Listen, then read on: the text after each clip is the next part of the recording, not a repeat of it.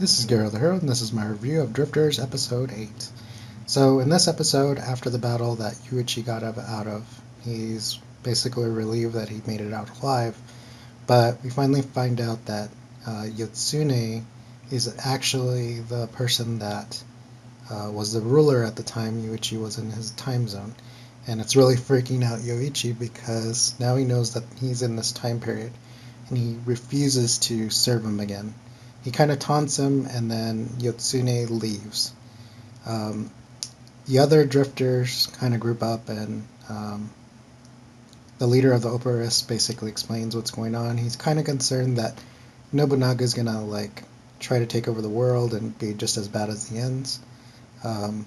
But Nobunaga's plan is to have Toyisha rule.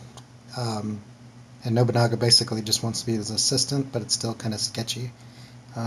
He's also trying to manufacture guns again, and he has gotten the last ingredient that he needs, which is sulfur, by Ulemu.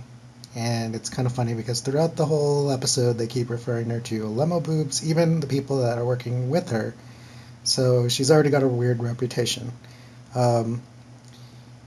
We also get a little info about Hannibal's subordinate. He gets lost on the way back to there, and I guess he meets up with the captain that crashed in the plane, and he's with some wolf people, so I don't know if that's going to come to play later on, but it's kind of like a side issue. And then we find out that the plan is that they're going to try to meet up with a dwarf so they can make guns, because dwarves are the only ones that will probably know how to make a gun. But the other issue is that elves and dwarves don't get along together. But Toyisha is going to go help them no matter what because it's needed.